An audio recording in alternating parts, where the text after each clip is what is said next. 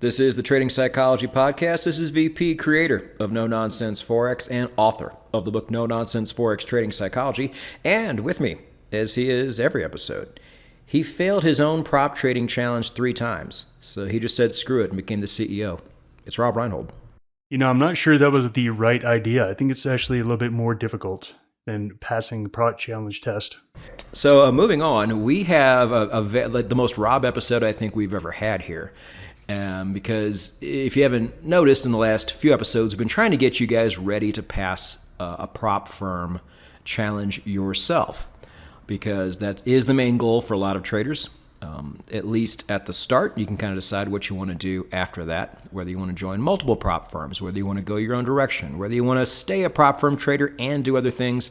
There's so many directions you can go in this industry, but becoming a prop trader is often step number 1 for a lot of people. So we're going to try to get you mentally prepared for this endeavor by just simply letting you know how it goes down so you know what to expect. So Robb, this is going to be almost all you. I will jump in where I can. Just tell me to jump in where you want me to, and I'll do my best here. Thanks, Patrick. The whole point of a lot of these episodes we're doing here lately is really to talk about prop trading, talk about getting ready mentally for prop trading. And we talked last time about risk management and how to handle that. This episode, I really wanted to go over, the whole process of getting people ready. And I just met someone who is a family friend of mine who really wanted to get into trading. He's 18 years old. His dad tells me that this is really the only thing he's passionate about, and he's kind of lazy everywhere else, but he's passionate about this trading thing, and that his dad wants to back him with capital, but the dad wanted to see some results and some things first. And so I'm talking with the dad, I'm kind of laughing, and I'm like, hey, that's literally kind of what a prop firm does, at least the way we do it at Maverick, is that we don't let you trade until you have proven that you have a system, that you can actually trade that system reliably, and then that system produces a return. That's exactly what this dad was looking for his son, and it's kind of funny because it's kind of what we're looking for in our traders, to be able to come in and do that. Now, we are a traditional prop firm. We've been around since 1997, and about 6 or 7 years ago, in 2018 or 19, a new firm called Top Step came about, and they offered this totally different style of trading, and they called themselves a prop firm. But in reality, they're what's called a challenge firm. And these challenge firms have really become popular lately. And basically, they're like this, hey, you have to prove to us that you can meet our goals. If you do that, we'll give you more capital. And we'll give you some capital first, or we'll just make you trade on a demo account. But basically, you're in there proving it, and you have to meet these goals. The way a prop firm is different is we bring people in and we fully train them, we fully vet them, we fully make sure they're ready to go. We have people meeting with them before they go live to talk about some of the psychological stuff. And then when they go live, then we have people there to hold their hand. The challenge firms are just like sink or swim. Here's the rules. Let's see what you do.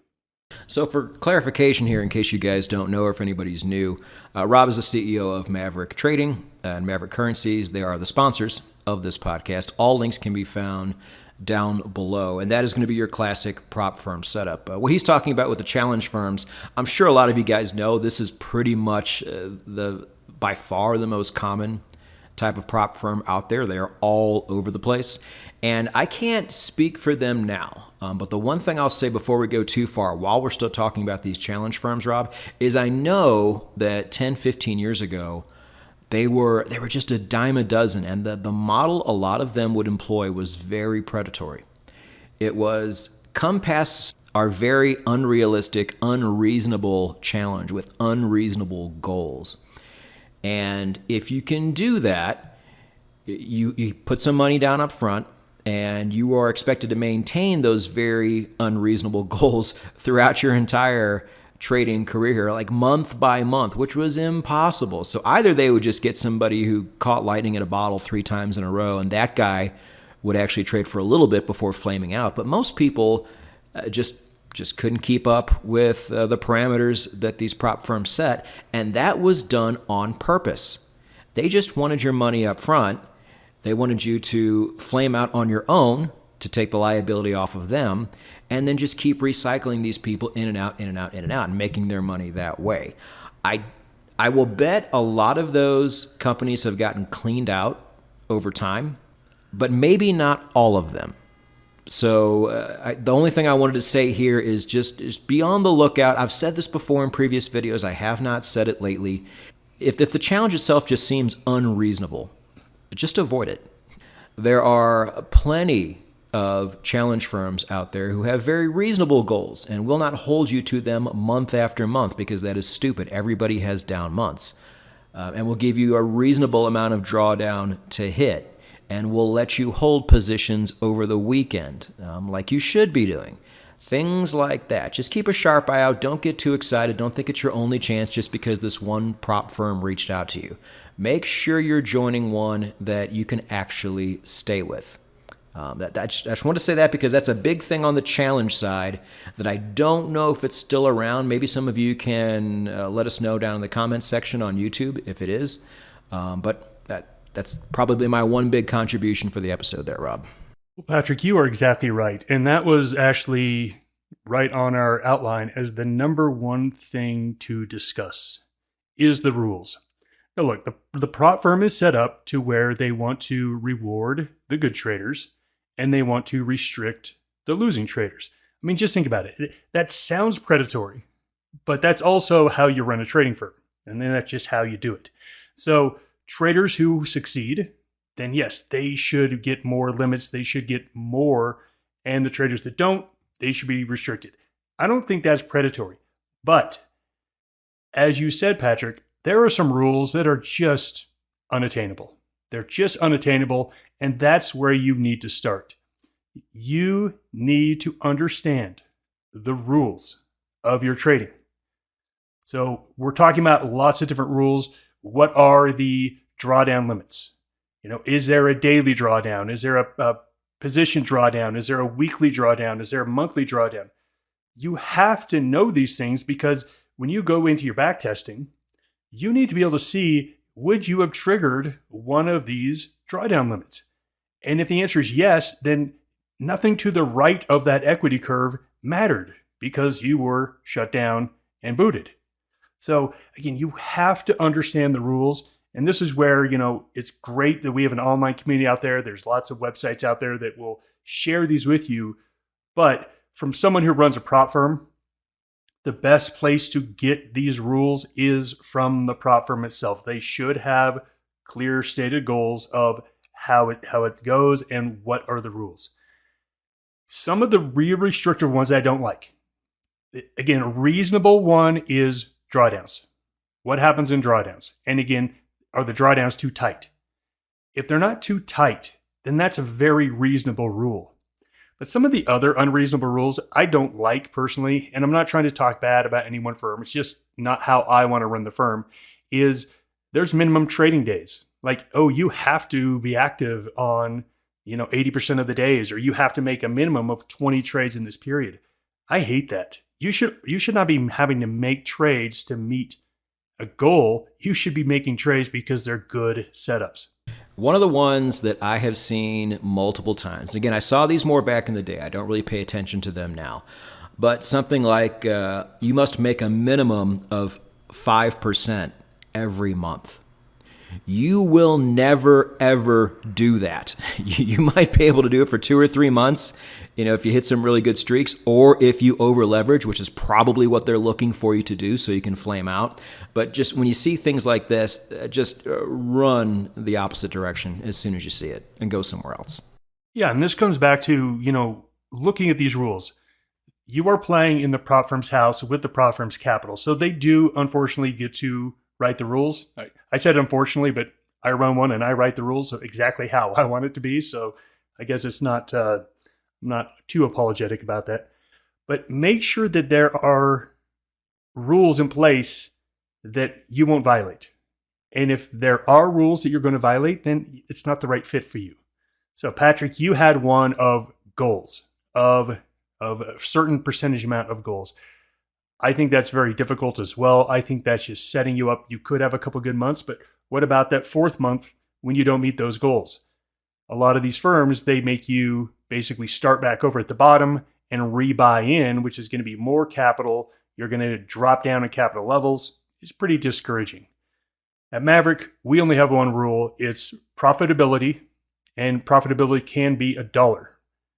If you make $1, that is considered a profitable month. 2 profitable months, you get a capital raise.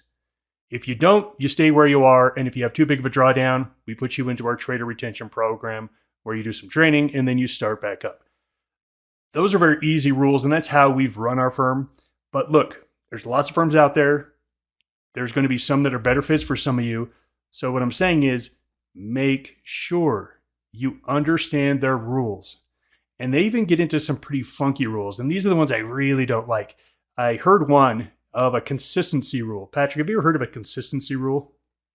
Not formally, but if it's anything like the one I described earlier, then I have. I don't know. Explain.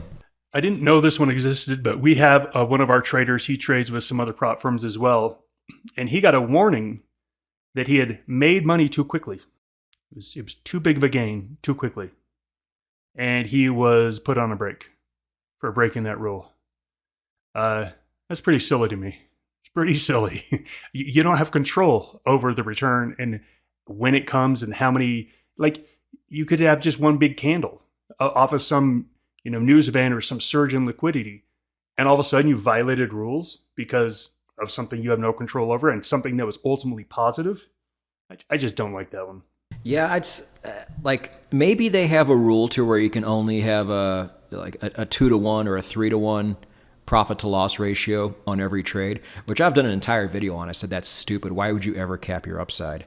But maybe their rules are so regimented that if you go beyond that, you've officially, I'm doing air quotes, broken the rules and need to be put in timeout. I don't know.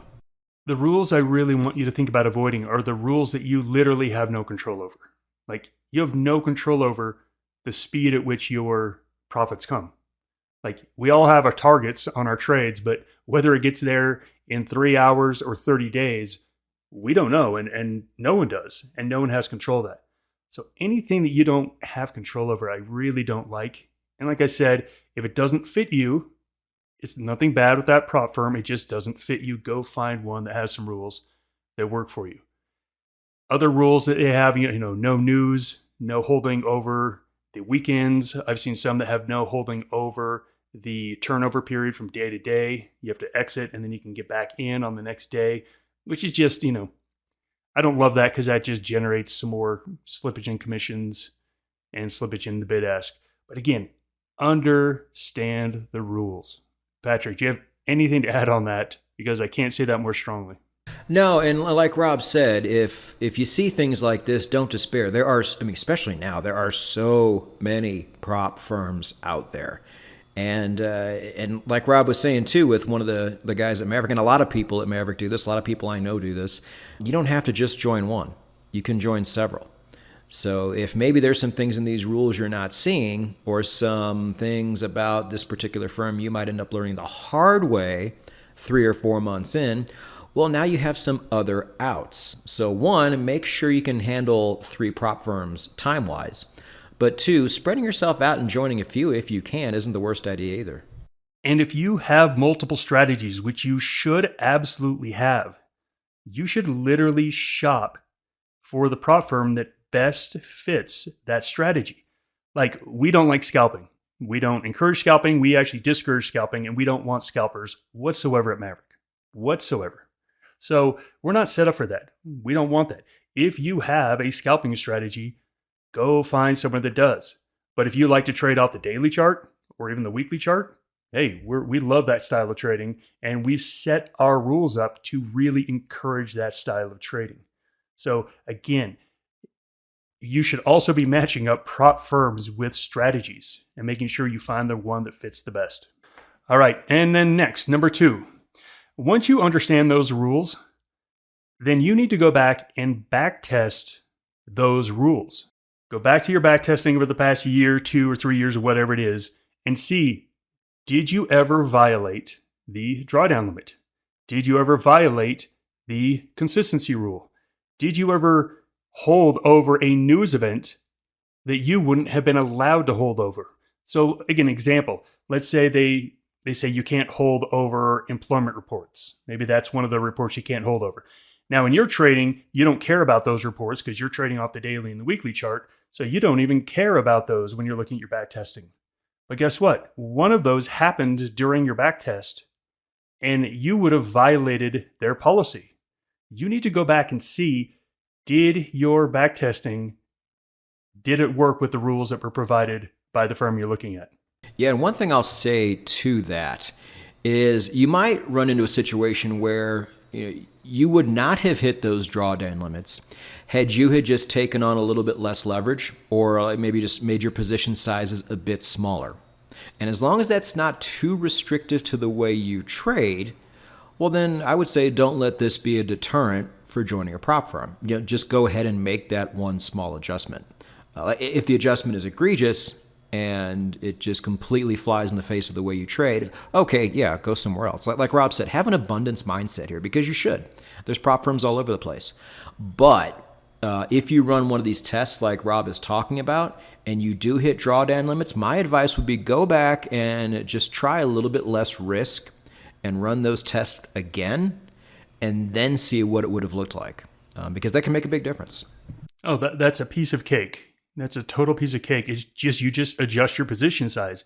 And you could also do it the other way. Like if you look back at your results and you see that you were nowhere near the stop out limits, hey, take a look at increasing the position size a little bit. Let's add a little bit more juice onto it to where you can make a little bit more money while still fitting within those rules. That's really what you need to do is you need to backtest your system under the rules and make sure that you aren't violating any of those rules because those rules will get you either put on a halt or even booted out of the firm if you violate them. All right.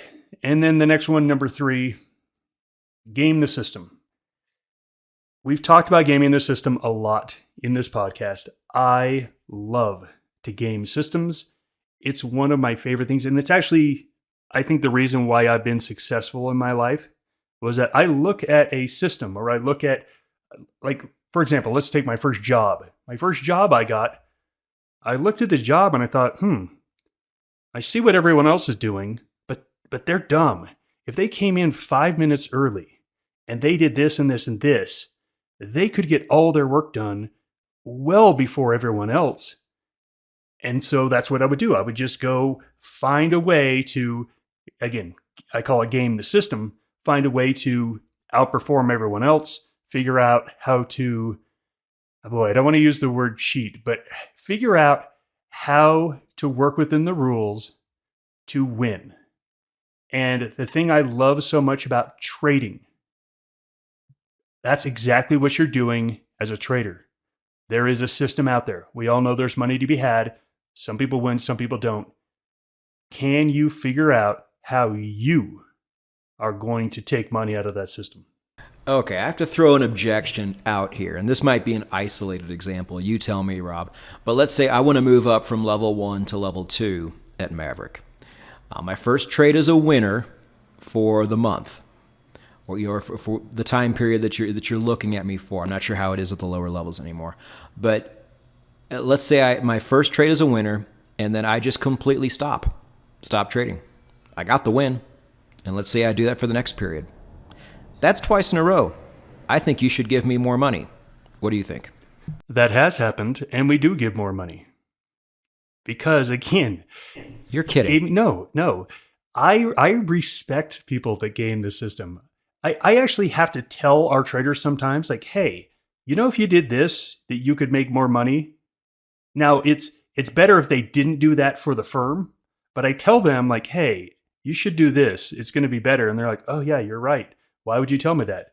Because the traders that learn how to game the system, they're the ones that win in the end.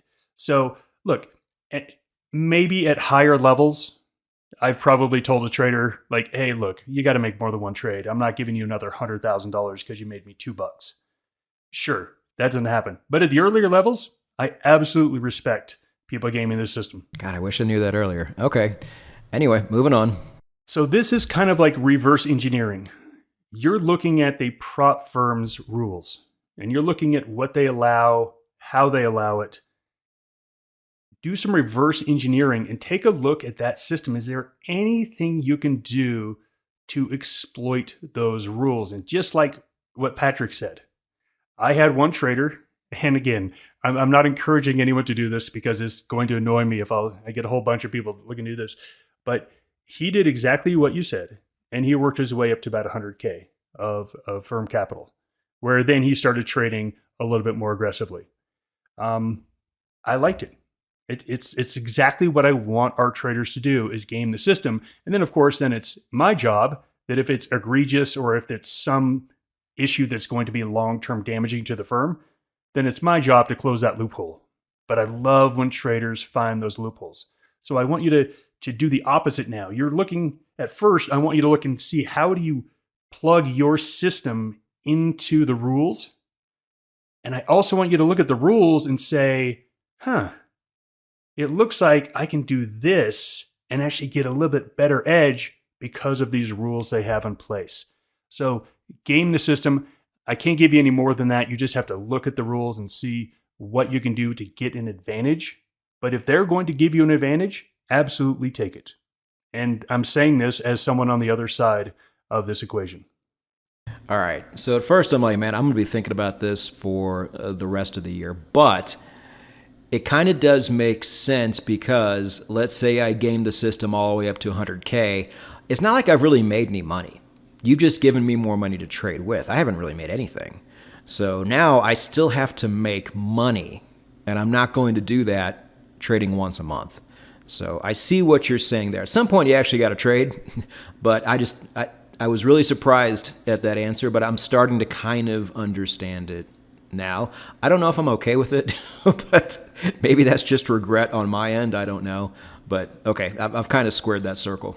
One of the things I was very surprised about in the beginning when we started this firm 27 years ago was not everyone had the same motivations that I did. When I got into trading, my motivation was to be like the superstar and to have all this money and all this capital and all this everything.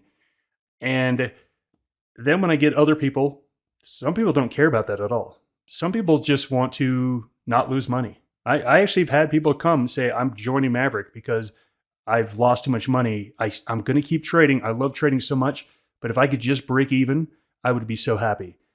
That blows me away. I'm like, what? Like, that's your highest goal and motivation? I have some people who just said, hey, I just looking to manage my money a little bit better. I'm not going to be a super active trader. I'm going to do some longer term things, but I think I can add in an edge. It doesn't surprise me now. Every single person has different motivations. Some people, they get into a prop firm and they want to start making money now. Some people are doing the long game, like this guy, where he's like, I'll sit here for a year building up my capital levels so I can actually have a good stake to trade and make some good money. Everyone has different goals, and nothing surprises me anymore. So, all right, Rob, now that we've kind of talked about all of this, give everybody just a quick list of bullet points in terms of the things you have to really pay attention to before you apply and attempt a challenge for a prop firm, regardless of what type of prop firm it is. Okay, great. I'm going to start with something we haven't talked about yet, and then I'll give the list. Confidence. So let's talk about confidence. As traders, a lot of times our confidence, I shouldn't say a lot of times, but especially in the beginning, your confidence is tied to your P&L or your equity curve. Now, I want you to imagine an equity curve of a profitable trader, but it has runs and falls, runs and falls, runs and pullbacks.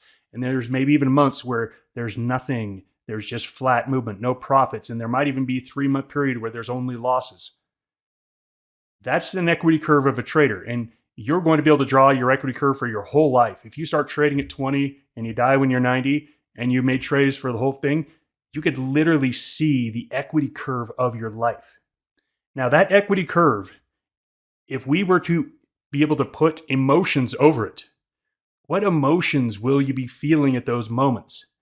And when we talk about confidence, your confidence is likely going to be the highest after one of your long runs, after one of the times where you see really good results with your trading system. Now, as a young trader, I only got more confident in that situation. Now, as an old trader, I get paranoid. Like, uh-oh, drawdown is coming. I know, Patrick, we've talked about this before. What do you do after you have a big, nice run? I get ready to take it in the shorts. Okay, so I wanted to talk about this phenomenon where our confidence is tied to our equity curve. And when you take a look at your equity curves, your highest confidence is probably at the moment right before drawdowns. And your lowest confidence levels are probably at the points after your longest drawdowns on the downside. So I don't want you to use confidence as the measure of, am I ready for a prop firm or not? Really, there is no great time. And I hear people say, I'm waiting for this market to change before I get back into trading. And I'm like, that's silly. That's silly. I've heard that before where, the market's been going down for a couple months and someone's like, I'm just waiting for the right market conditions. Or, hey, this market's gone up for 3 months in a row. I don't want to get in at the top. I'm going to wait for these market conditions. That's silly to think that you actually can call where we are in market cycles. It's just silly. So the time when you are ready for a prop challenge is when you are no longer making mistakes. That's it. That's it. And as far as time is ready, don't think about your confidence. Don't think about, hey, I'm on a real hot streak. And in fact, I think if you were to do this right, if you're a consistent trader, the best time for you to join a prop firm challenge is after a big drawdown. It's probably going to be statistically the best thing. I know it's kind of crazy to say that, and I think it's a bad way to make a decision, but I don't want you to be joining at the highs of your equity curve. Patrick, does that make sense to you? It does, and you really can't time things like that, so you're right. Just go, and go with confidence. That's one of the things I can say because that's one of the things I did not do at all. I was extremely confident going in, but as soon as I got there, I became very intimidated and very overwhelmed, and it showed. And I say it, you guys have heard me say it all the time, I massively struggled. My first 6 months at the prop firm, almost to the point to where I had to drop out or I had to get that call. I just avoided it, but man, that first 4 to 6 months probably was really, really rough because I just had no confidence. I was super intimidated. I was worried what everybody was thinking about me, and I was just a mess. If I would have just approached it with the same confidence I had going in, those first 6 months would have never happened, and I would have been on my way. Yeah. So there's no perfect timing as far as market conditions or anything. The perfect timing is when you are ready to trade perfectly and flawlessly and never deviate from your system. That's when you're ready. And don't worry about the market condition. Don't worry about the market cycles. It doesn't matter. Just get in. So once you have that down, then it's finding a challenge firm that has the rules to fit your system. And again, learn the rules, go back into your back testing and see, would your system have worked under these rules? If they don't, then you either need to change up some of your rules. We talked about like the drawdown. Okay, maybe at 1.5%, my drawdowns were a little bit too big, but at 1%, it would have been really easy to not break any of the rules.